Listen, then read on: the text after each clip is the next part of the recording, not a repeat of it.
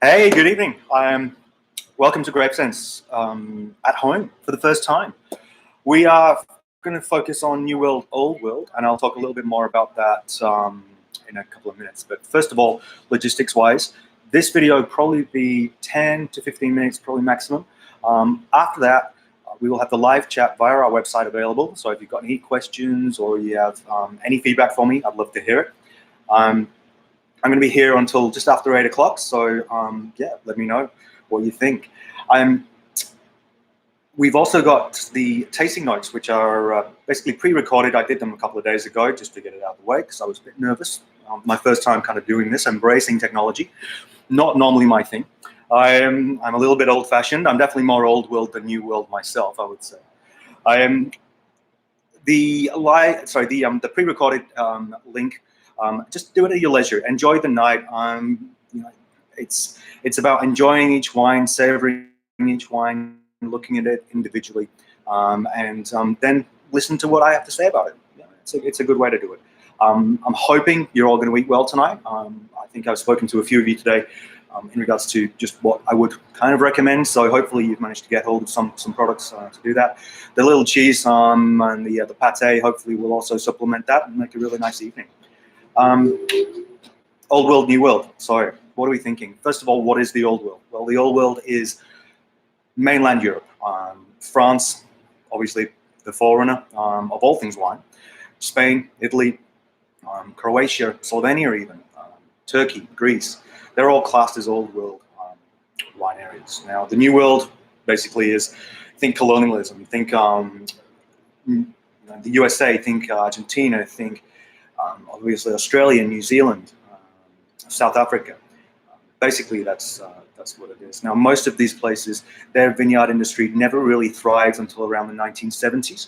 So there was just such an old world dominance when it came to wine for such a long time. Now, kind of what do we think sets them apart? So, well, I broke it down into 4 or 5 different real kind of categories. Now, firstly, climate.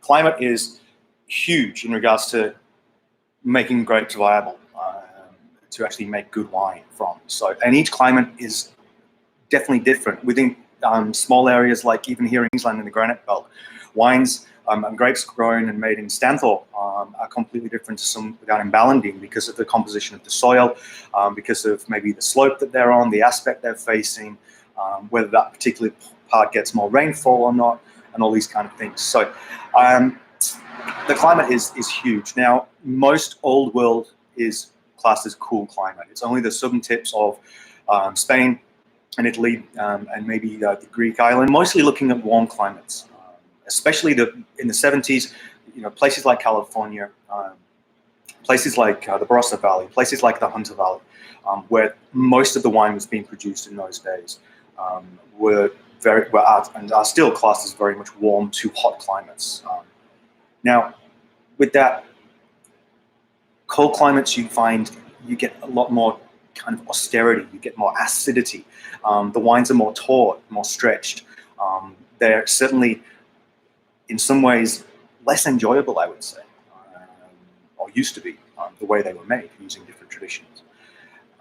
However, in warmer climates, the grapes are overripe sometimes. You know, it's a lot easier to ripen grapes in the Barossa Valley than it is in the far. Global warming is having quite a dramatic effect on vineyards around the world. We're even seeing Chardonnay and Pinot Noir grown to make beautiful sparkling wine of England, as far north as kind of Reading, which is just actually north of London. So, you know, and the French are now actually starting to buy grapes from the English, which I find absolutely unbelievable. You know, and I'm sure the French are not particularly overly happy about that. But that's an effect of global warming. So the French are now finding it easier to ripen their grapes than it was 15, 20, 25, 30 years ago.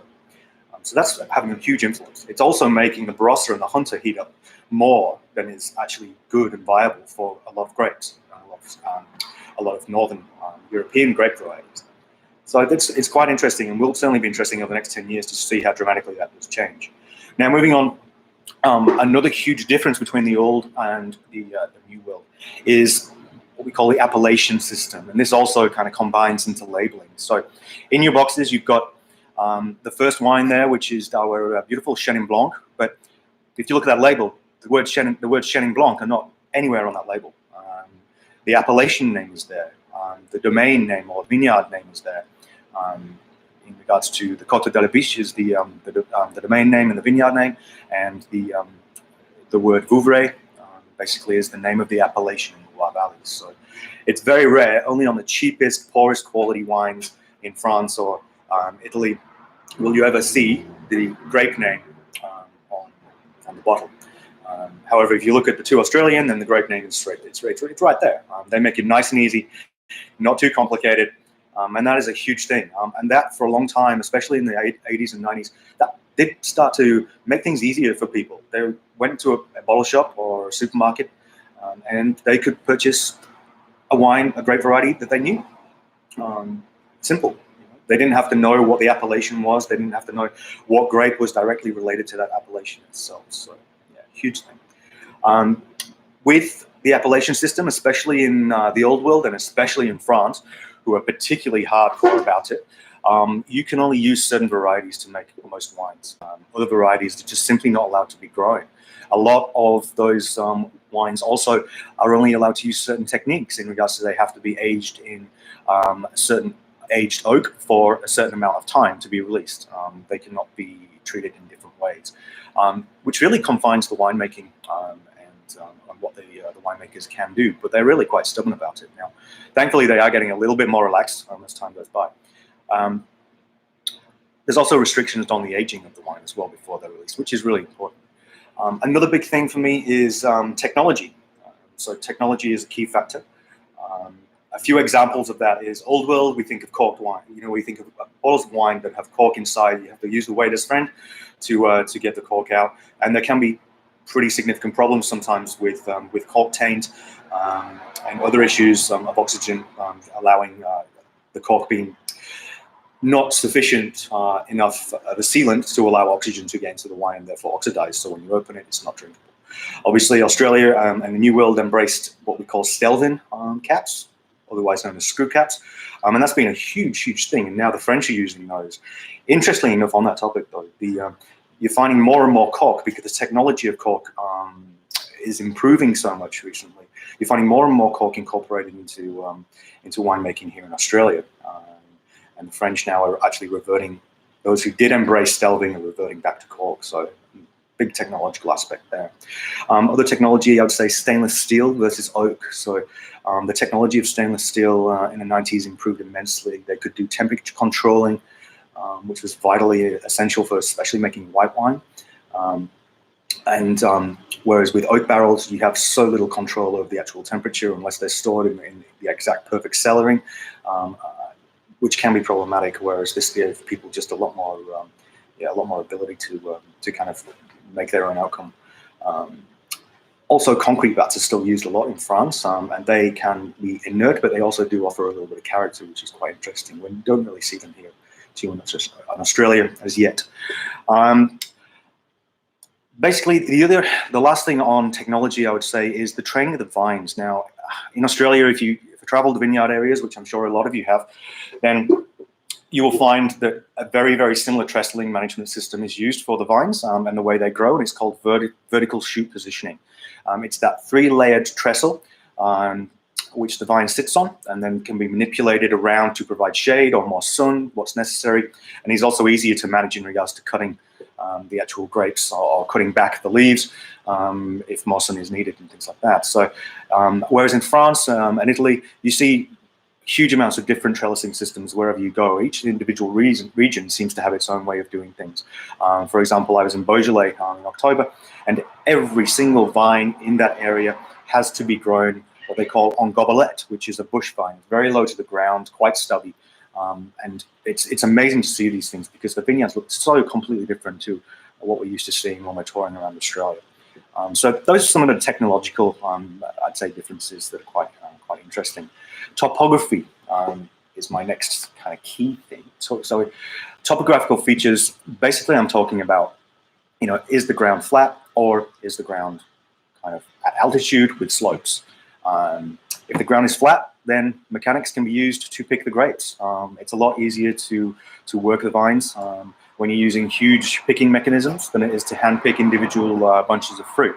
also a lot more economically viable as well. So a few examples of where that works beautifully in this country, of which we have quite a lot, mechanical picking, is the Riverland, and here in Queensland also is a lot, and certainly parts of South Australia, and also some up-and-coming regions in New South Wales as well, like the Riverina, Mudgee, and Cowra, and those areas. So, whereas in France, and especially in a very famous, probably the most famous part of the German wine industry, or region, sorry, is Moselle. Moselle is basically built on these ridiculously steep slopes right next to the river Moselle, and no mechanics can be used whatsoever. So the cost is a lot higher. Hence, the cost of the wine generally can be quite steep in regards to, excuse the pun, being steep.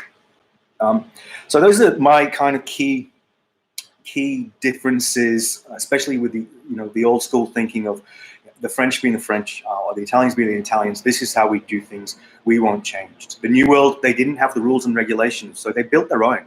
They could plant whatever grape they wanted. They could look and try different things and see what really worked. And they also started to make some really amazing wine. So the 80s and the 90s, old school French wine especially really took a bit of a hit. The quality wasn't great. The wines were, as I said before, very savory, quite austere, quite taut. They weren't particularly engaging, only to serious wine connoisseurs.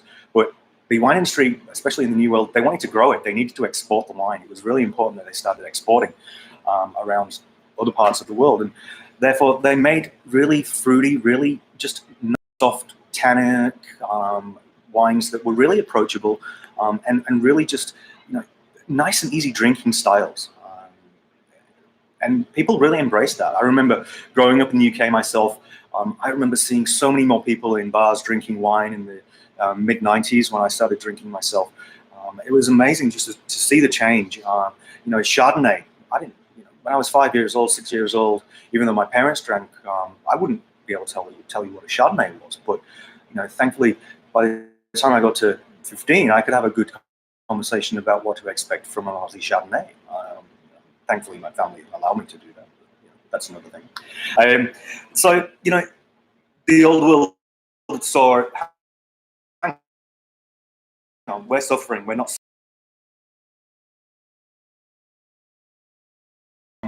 The Spanish were consuming their own, but it wasn't being exported as much. The New World had taken over that market quite dramatically. However, one big thing that happened was the balance of power then shifted again in the early 2000s, because if you remember those from the late 90s, those Shirazes, those Chardonnays being produced in Australia, they were big, they were buttery, or they were too jammy, and they were overly ripe. They'd lost all of their character. And all of their signature identity had been lost, just making these huge wines that were just blowing people's heads off and were becoming really almost like eating a meal in itself. When people started to demand more. Meanwhile, the French, they actually started to think outside the box. They started to think, hang on, maybe we should incorporate some new technique. Maybe we should look at stainless steel. Maybe we should look at letting the grapes ripen a little bit longer on the vine. Global warming did help as well, because it was easier to ripen in certain parts of France in the last 10, 15 years than it was before. So the French and the Italians changed as well. The Italians focused more on their own native grapes, things like Negro Amaro, Nero d'Avola, Garganega, just to show you some examples. They really started focusing more on those and working with them. And that made sense, because those grapes are from a certain region, and they suit the conditions just not suitable. The soil composition is not suitable, and the weather conditions certainly are not suitable either. So I think what happened then in Australia, they started to not intervene as much. The use of new oak, especially in Chardonnay, was lowered. The Chardonnay you're tasting tonight only has 20% new oak. So whereas in the 90s it was kind of looking at 85, 90% new oak, and that's just overwhelming all of the fruit. So the fruit composition is completely lost. So a really key thing, both the New World and the Old World decided to look at each other and see what they were doing to make themselves better. And they did that. And since, I would say, about 2005, they're on a pretty much even par. They really are working really well. The looking at a lot of the same practices now, and that's really allowed the final thing with that is that it's allowed the terroir to shine. Now, terroir is the most important thing when it comes to a grape, because when you're looking at terroir, it's talking about that specific place and time where that grape was grown and how the winemaker treated it, and that's all reflected in that wine. And for a long time in the New World, in the late 90s and early 2000s, that wasn't being reflected. The wine could have come from anywhere. It just didn't have that personality whatsoever. So, excuse me. So that adaptation by both, I think, has been really positive. I think that wine is about enjoyment, first and foremost. I think anybody who knows me and comes into the bar knows that wine is a passion of mine. And the reason is, yes, I'll never stop learning about it. That's one of the beautiful things about this subject that I love. But the other thing is that I actually just enjoy a glass of wine. And there's nothing better than sitting back at the end of the day and doing that. Now, I hope you're all enjoying your first wine already. I am going to sign off by saying that the wines I've chosen tonight are not necessarily to be compared. I chose them because I believe that they reflect their individual terroir really well, in a beautiful, very sculpted way. And that is, again, what wine should be about. It's a reflection of where it comes from. And hopefully you'll pick those things up when you're tasting throughout the night tonight. So the last thing I'm going to do is, before I sign off, is say a huge thank you. These are ridiculously weird times. I am, 4 weeks ago, if somebody said you'd be running a bottle shop and doing Grape Sense online, I'd have probably laughed at them and then gone home and cried. However, we're making it work. I think we're doing all right. And it's with your support that we're able to still to be here.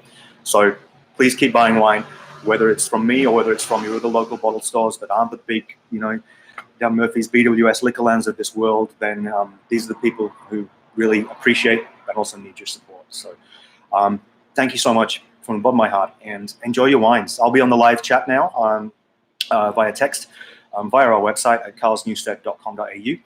I would love to hear what you've got to say. So yeah, thanks so much, and be good.